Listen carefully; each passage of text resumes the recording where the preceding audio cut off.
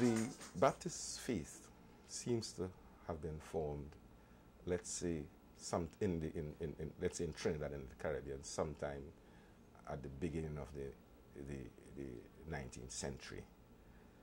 Because in the United States, you had a religious movement, a Christian movement involving a lot of blacks who would have Africanized their Christianity. After the War of 1812, a war between the United States and Britain, certain blacks found themselves in the West Indies. In Trinidad, that one branch of that group would be what we call the Americans. Americans, a shortening of the term Americans, and really meaning black Americans who came to Trinidad and formed company villages. They are coming to Trinidad with this religiosity that is this syncretic religiosity, and they are going to practice this religion that is composed of the North Atlantic European influence and the African influence. Within the African influence, or the dimension that we call the African influence, there's what you call the Yoruba traditions and a host of other traditions that are West African. Iwe and Iwe Fon and Dahomey and so on, and all of these ancient societies in Africa have strong religious concepts. What is noticeable too is that the mythical aspects of the religion seem to correspond. The Africans believe in God, they believe in saints, they believe in magic. All religions do that. So the natural borrowing and transmission of culture across, the groups is natural. Then to Trinidad is heir to people who have come to the Caribbean from North America, and they are also of North American background and the same religious kind of orientation, because Trinidad was a society to which laborers were brought. So from other islands in the Caribbean, similar groups would come in. Once they were here, because of the segmentation and segregation within the society, because slavery or slave societies are pigmentocracies, the blacks cannot normally frequent the places that the whites would frequent. So if the whites are going to churches, the blacks would have to have church formations outside of those structures, outside of the church, the premises of the church, outside of the ceremony taking place. So the whites are in church and blacks are having their services outside. Africa knew Christianity. Christianity was in Africa before Islam was in Africa. And when these slaves were uprooted from what they knew, their life they knew in Africa, and brought to the West Indies during the time of the slave trade, they couldn't practice their religion.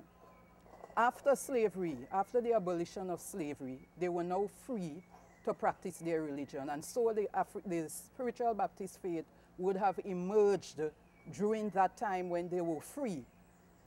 People were free to choose whatever religion they went to. Some went to the religions of the day.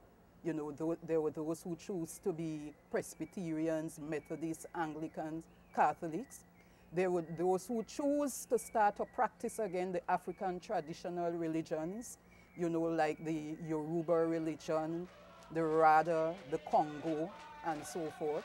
And then there were those who chose what they could remember from their African traditions to merge it with Christianity. And that's how the spiritual Baptist faith really emerged. So what happened is that they indigenized, the Christian faith, bringing their Africanness to the faith.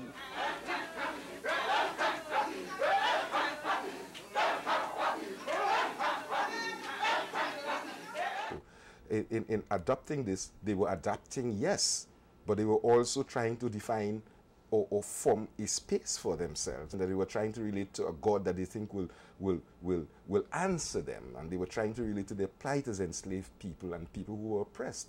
What we're talking about here is a situation in which a colonial force, in order to dominate a people, decided to suppress every means of expression that they had, including religion, which they supposedly felt was something, an area that was sacred.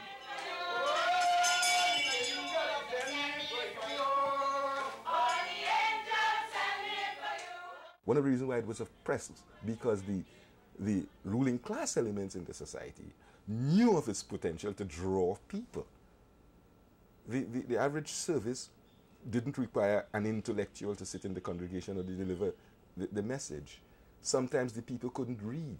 Sometimes they were handicapped in very many ways. Sometimes they were the ones who could speak in terms that the masses could understand. Sometimes they were the ones who could solve the problem of the masses, because the problem of the masses was the problem presented by the planter class. So there was a natural case for the Baptist faith appealing to the people. Once it appealed to the people will continue to maintain the continuities and have the kind of retentions that we are talking about. I am a spiritual Baptist. And because I belong to the African people, the drum is mine. The timbrel is mine. The horn is mine. The conch shell is mine. Because my foreparents used to talk from one tribe to the other by the drum. But you might say the class of people who generally have been spiritual Baptists have been of the lower classes, if you want. You know, one doesn't see too many people of the upper classes going to, you know, the Baptist church, which is very much in keeping with the kind of religion and kind of socialization that we've had. Certain people, they are Catholic and Anglican, because those were the means by which you got through. You know, the Baptist, being a Baptist didn't offer you any great thing beyond a spiritual sustenance, it would seem to me, you know, and a cultural relatedness.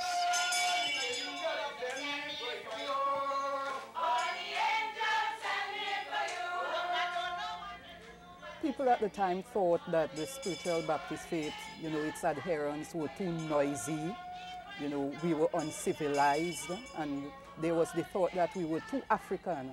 And because we were African, we could not be Christian.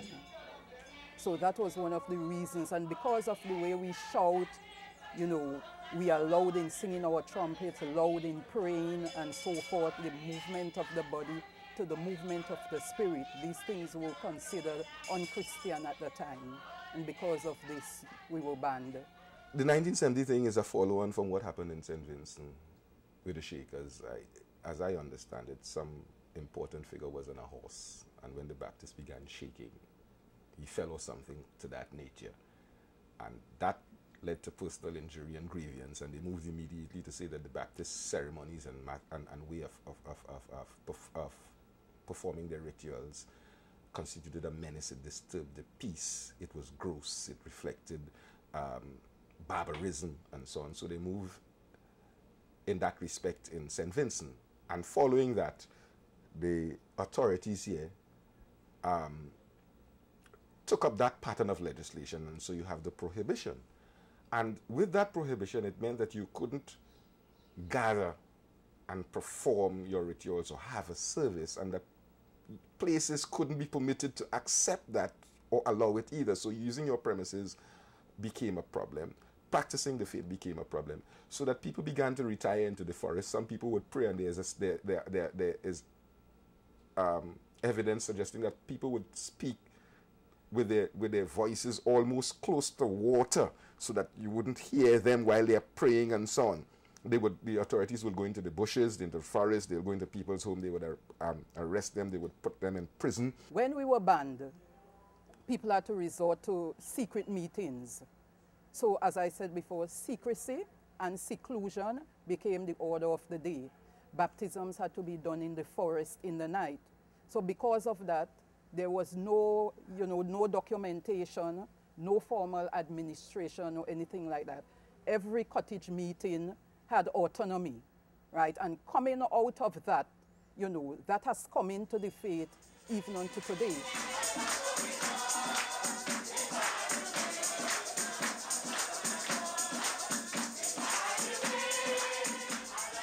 A response would have been coming in terms of attempting to justify what they were doing. And therefore you had these numerous cases in which the matter would be raised at the level of the courts. But there are specific people, and one of the persons that I wish to draw attention to is Elton Griffith, George Elton Griffith. He is from Grenada, and he comes in and he is, you know, he becomes very much involved in the Baptist faith, and he takes the matter to court.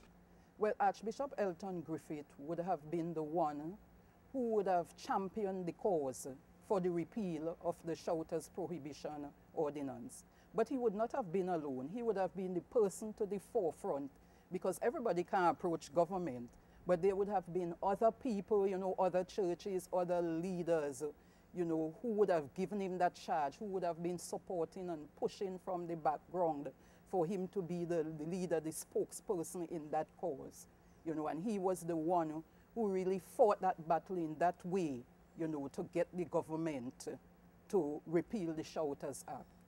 Tuba Uriah Buzz Butler was in the council at the time, and so he would have been the one now to get the council to really look at the act and start the process towards the repealing of the Shouters Prohibition Ordinance. Butler, for example, was a Baptist, and he had a church, and again you see the kind of disparaging that went on. Butler was critical in the early days of the struggle for the nationalist struggle in Trinidad. He was elemental to the labor struggle.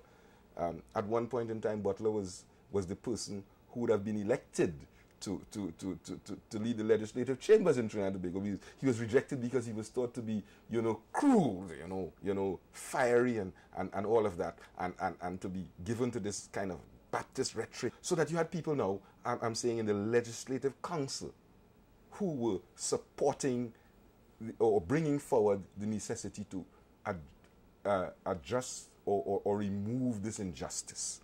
All right? Or not only blacks. You have the Sinanan brothers, Mitra and Ashford Sinanan. You have Albert Gomes, Raymond Covado, and several people. But it became clear as the dialogue went on that people were simply being oppressed because they wanted to worship in a manner that made them feel that they were connecting with God. And so, with the work of Griffith, the thing picked up, you know, full steam, and the prohibition order was you know, repealed in 1951.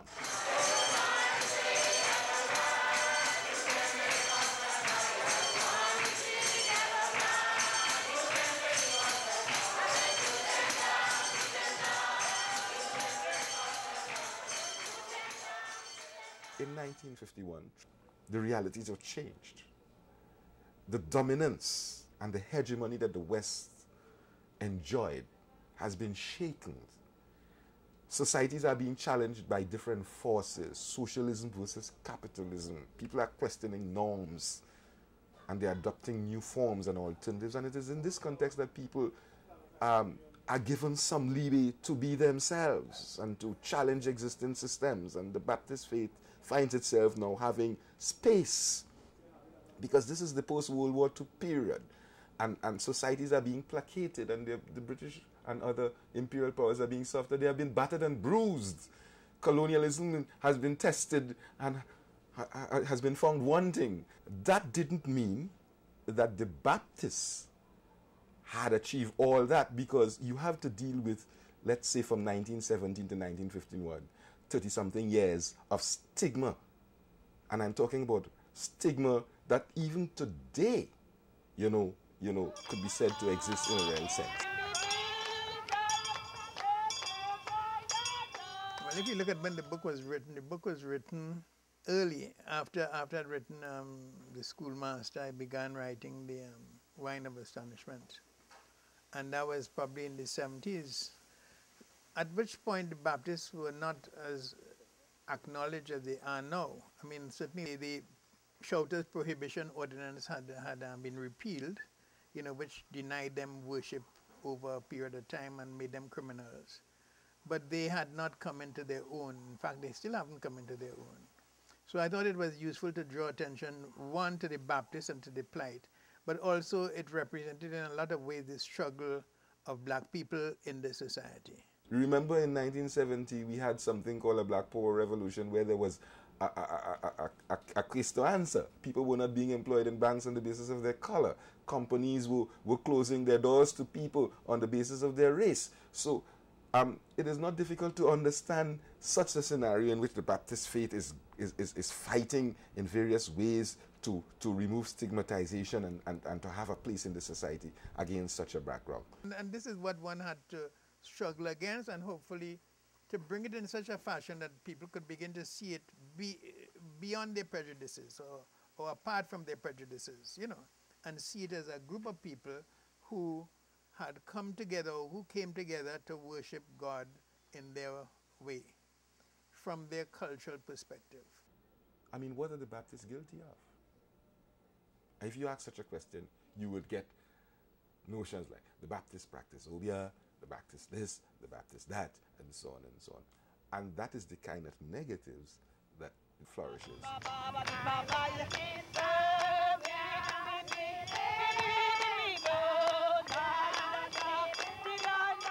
Part of the strength of the faith would have to do with the Baptists having a sense of value about things African, having a sense of value about things that they feel belong to them. Now, in any society, when you begin to subvert something that is symbolic of ancestry, people begin to question why. And sometimes the more you subvert it, is like a calypso that is smarty or a calypso that is subversive. The more it goes underground, the more value it seems to have, the more mystique it seems to have, and more appeal, the more powers it seems to have to cure some kind of thing or to deal with some ill. And that is the nature of what we're dealing with. There is within it what people who belong to the faith see as its intrinsic worth. And you can't shake that, because that is belief. That one, people had to believe in it. Two, they had to really be something for them to hold on to, really, and they didn't have very much. I mean, all the other churches denied them legitimacy. In fact, a certain kind of, valued them equally. There were certain people in which white people were in front, you know, and as black people, they had to feel a kind of inferiority given the nature of the society. You know, I think that this was a place where they found a home for a lot of people who, I mean, a religious base where they could feel free to be themselves, and where they developed. And I think one of the other things that we haven't touched on really is the value to the society. Because when you look at the language of the Baptists, the hymns, the rhythms, all of these things have fueled the calypso and the, forms that we've developed. But if you listen to some of the calypsos, you will hear the kind of hymn, the hymn singing, right? And in fact, a lot of the early churches in the steel band areas were Baptist and Orisha.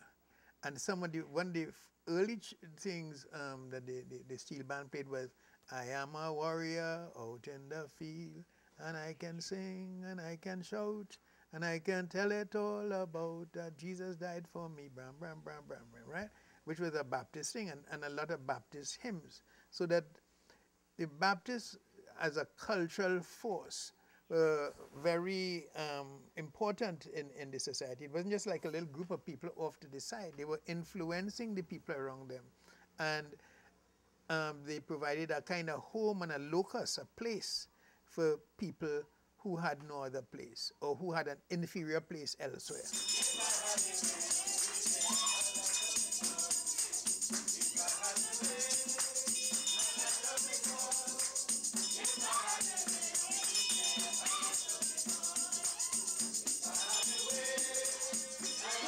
Well, after Prohibition, by that time we would have a lot of leaders who were educated and people who were moving up the social ladder and so forth, and then people began to look at doctrines and practices because of, the education that they had now received.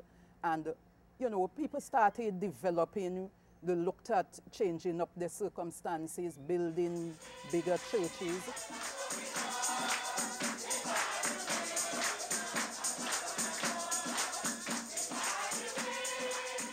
Trinidad is a society of ethnic plurality, and politics and religion have always been inextricably connected. Archbishop Barbara Gray Burke, her appointment to the Senate, her involvement in politics at that level.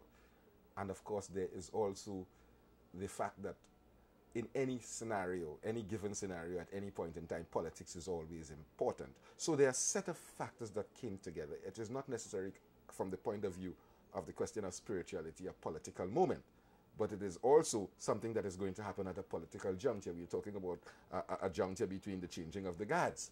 Archbishop Barbara Burke was instrumental, in leading the struggle for the granting of the public holiday. At that time, she was blessed to be a UNC senator in the government at that time, and so she was able to lobby the cause stronger. And because government had promised that they would have given that holiday, the Prime Minister at that time, I think, was Patrick Manning, and then he was emitted out of office suddenly when he lost the election. So they were not able to fulfill that promise. But the UNC government, with Barbara Burke as senator, and being able to lobby that cause so much stronger now, we were granted the public holiday. Granting of the public holiday really, took us to another level, another level of recognition, another level where people would now have to sit up and take notice. Members were ecstatic, and we really went with that. And since that, people have recognized how much we have to do, how much we can do.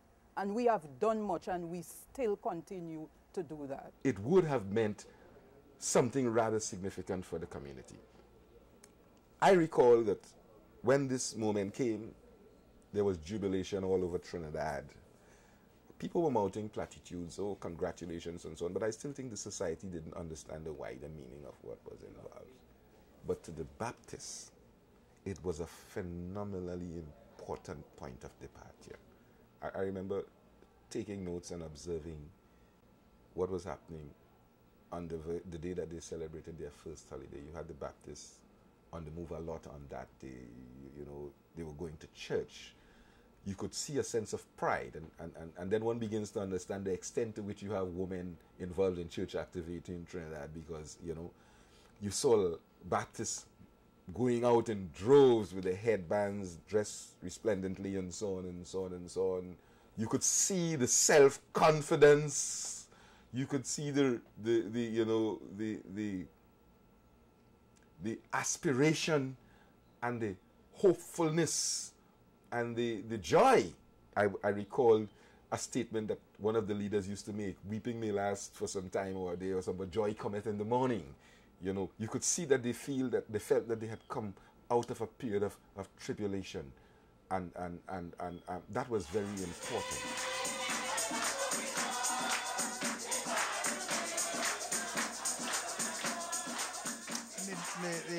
The wine of astonishment is contained in the book itself. I mean, it's taken from the quotation, the Psalm 60, I think, which says, "Thou hast made thy people see hard things. Thou hast made us to drink the wine of astonishment."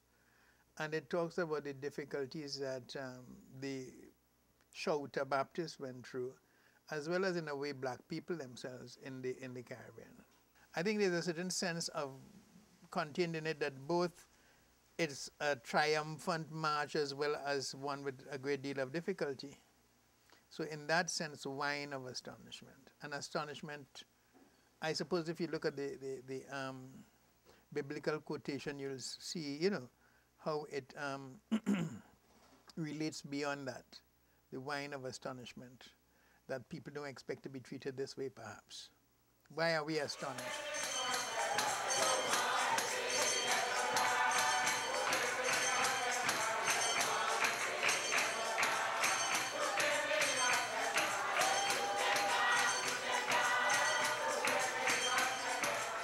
They have to be congratulated. Their struggle should be recognized. It's one of the epic struggles, as I said, in the history of Trinidad. It's one of the epic struggle against oppression, against colonialism, against religious bigotry.